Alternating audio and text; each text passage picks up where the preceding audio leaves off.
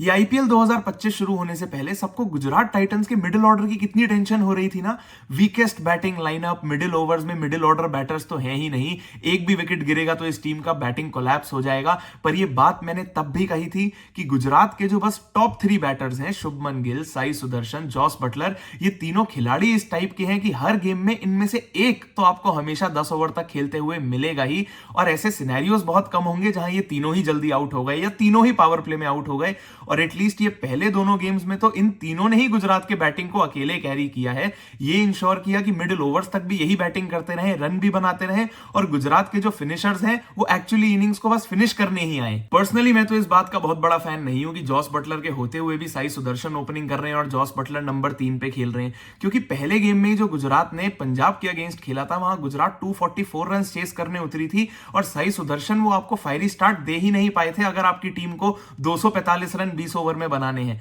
Power play में उनका score 21 बॉलें खेल के सिर्फ 25 रन का था और एंड में जाके गुजरात मैच सिर्फ 11 रन से हार गई थी। जो पावर प्ले को मैक्सिमाइज करने का काम था, पूरी अपॉर्चुनिटी लेने का काम था, साई सुदर्शन आपके लिए वो नहीं कर पाए और वो काम जॉस बटलर जरूर कर सकते थे। और ये दूसरा गेम अब गुजरात ने जो मुंबई के अगेंस्ट खेला, अहमदाबाद में भले ही एक दूसरी पिच, ब्लैक सॉइल पिच पे खेला जहां पर बैटिंग कंडीशंस थोड़ी मुश्किल होती है और उसके बावजूद भी 196 रन बना दिए, पर फिर भी गुजरात कम से कम 20 से 25 रन शॉर्ट ही रह गई और उसके भी दो ही कारण थे। अब मुंबई के अगेंस्ट साई सुदर्शन ने एक बार फिर से बड़े रन करे, एंकरिंग का रोल बिल्कुल बाखूबी निभाया, ओपनिंग करने आए थे, 18वें ओवर तक बैटिंग करते रहे, मगर पावर प्ले के 6 ओवर्स के बाद 18वें ओवर तक बाउंड्री सिर्फ 2 लगाई, एक चौका और एक छक्का। तो बड़े शॉट लगाने का पूरा प्रेशर सिर्फ उनके पार्टनर्स जॉस बटलर और रदरफोर्ड के ऊपर था। अब उनका साथ देते हुए अगर साई सुदर्शन 2-3 और बड़े शॉट मारते, इंटेंट के साथ बैटिंग करते, तो जरूर गुजरात का टोटल भी 20 से 25 रन और होता। और डेथ ओवर्स में तो उनके फिनिशर्स वैसे भी कुछ कंट्रीब्यूट नहीं कर पाए। आखिरी के 2 ओवर में गुजरात की विकेट 5 गिर गई और रन सिर्फ वो 17 बना पाए।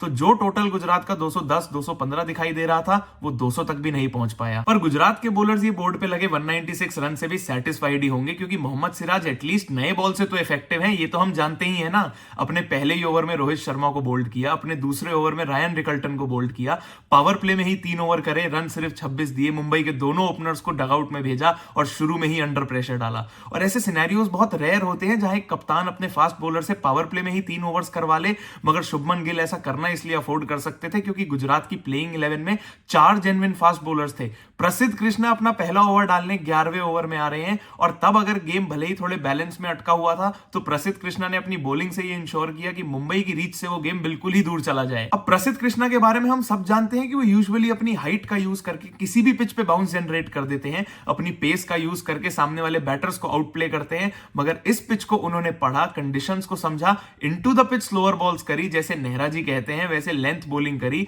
अपने 3 ओवर्स ऑन द ट्रॉट करे। उस सिचुएशन में जहां सामने वाली टीम को हर ओवर में 12 रन बनाने थे, वहां अपने 3 ओवर में रन सिर्फ 8 दिए। मोर इंपॉर्टेंटली दोनों सेट बैटर्स सूर्य कुमार यादव और तिलक वर्मा को आउट किया, हार्दिक पांड्या के अगेंस्ट डॉट पे डॉट करी और गुजरात के लिए गेम एकदम सेट कर दिया। दूसरी तरफ ये बात समझ ही नहीं आ रही है कि मुंबई इंडियंस इस मैच में पीछे कहां रह गई, क्योंकि एटलीस्ट अगर हम पहली इनिंग की बात करें तो ऐसा नहीं लग रहा था कि मुंबई ने कोई खराब बॉलिंग करी है। जरूर गुजरात ने बैटिंग बहुत ही अच्छी करी कंडीशंस को समझते हुए, पर अगर हार्दिक पांड्या को बॉलिंग करते हुए ये बात समझ आ रही थी कि इस पिच पे बॉलिंग कैसे करनी है, तो क्या ये बात उनकी टीम के बाकी बॉलर्स को कम्युनिकेट नहीं करी गई थी? क्योंकि एक लौते हार्दिक पांड्या ऐसे बॉलर लग रहे थे जो बैटर्स के साथ खेल रहे थे, उसके अलावा तो सारा गेम गुजरात के बैटर्स ने ही डिक्टेट कर दिया था। अच्छा ठीक भी है अगर मुंबई के बॉलर्स ने पहली इनिंग में 196 रन कंसीड कर लिए, जो कि पर्सनली तो मुझे लगता है कि 220-25 होने चाहिए थे, पर यह मुंबई के लिए एक मॉरल विक्ट्री होनी चाहिए थी कि आपने गुजरात को 200 से पहले रोक दिया, मोमेंटम सारा आपकी तरफ था और आपके पास वो बैटिंग है जो इस टारगेट को चेस करने के लिए अपने आप को बैक करेगी।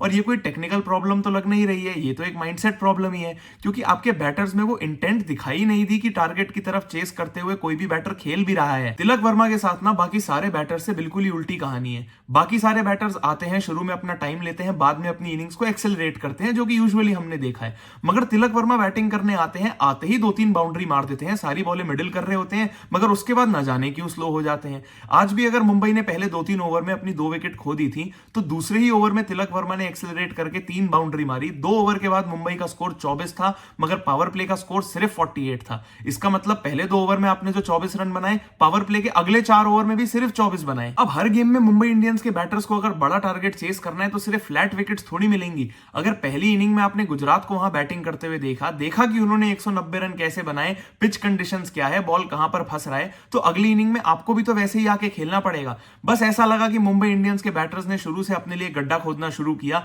और इनिंग्स के एंड तक सभी बैटर्स उस गड्ढे को डीप करते रहे और उसी गड्ढे में गिरते भी रहे। और कमी क्या है मुंबई इंडियंस के बैटिंग ऑर्डर में? रोहित शर्मा आपके लिए ओपन करते हैं, रायन रिकल्टन को आप लेकर आए, सूर्य कुमार यादव, तिलक वर्मा, हार्दिक पांड्या, सभी एक्सपीरियंस खिलाड़ी हैं और सिर्फ टाइम के नहीं दुनिया भर के ग्राउंड्स में खेल चुके हैं। ब्लैक सॉइल हो या रेड सॉइल हो, फर्क क्या पड़ता है जब पहली इनिंग में आपने सामने वाली टीम को खेलते हुए देखा 190 रन उन्होंने कैसे बनाए, तो अब जब आपकी बारी आई है तो आप भी बना के दिखाओ ना। और ठीक है, समझ आ रहा है कि अगर आप शॉट्स ट्राई कर रहे हो और वो बाउंड्री तक बॉल नहीं जा रही है, बट एटलीस्ट आपके हर शॉट में वो इंटेंट तो दिखनी चाहिए कि आप रन बनाना भी चाहते हो। सिर्फ अपने दिमाग में होल्ड अप होकर पिच पे खड़े रहने से रन थोड़ी ना बन जाएंगे। मैच आप पहला भी हारे थे, पर उस पहले गेम में जो एक लौता पॉजिटिव था कि विघ्नेश पुथुर ने 3 विकेट लेके टीम को किसी तरह गेम में बना के रखा था, उनको इस गेम में बाहर कर दिया। विल जैक्स को एक मौका दिया, इस वाले गेम में फिर से बाहर कर दिया। ऐसा तो कोई रीजनेबल एक्सप्लेनेशन है नहीं कि इन कंडीशंस को देख के कोई भी बता सकता था कि ये दोनों प्लेयर्स ने इस गेम में परफॉर्म करना ही नहीं था। अब आप 2 गेम्स ऑलरेडी हार चुके हैं, ऐसा कोई टेक्निकल चेंज तो है नहीं जो इस टीम में हो सकता है जिसकी वजह से मुंबई जीतना शुरू कर देगी। प्रॉब्लम सिर्फ माइंडसेट की है। दुनिया भर के खिलाड़ी आपके पास है, बस वो अपना माइंडसेट ठीक करे, सही इंटेंट के साथ क्रिकेट खेलने आए तो जरूर मुंबई इस सीजन में अब यहां से कमबैक कर ही सकती है। वीडियो पसंद आई हो तो लाइक जरूर करना और नीचे कमेंट करके ये जरूर बताना कि मुंबई इंडियंस इस सीजन में अब कमबैक कैसे कर सकती है। चैनल अगर अब तक सब्सक्राइब नहीं किया है तो सब्सक्राइब जरूर कर देना, क्योंकि मैं तो ऐसे ही हर गेम के बाद आके आपको कंटेंट देता ही रहूंगा, क्योंकि अभी तो बहुत क्रिकेट और बहुत बातें बाकी हैं।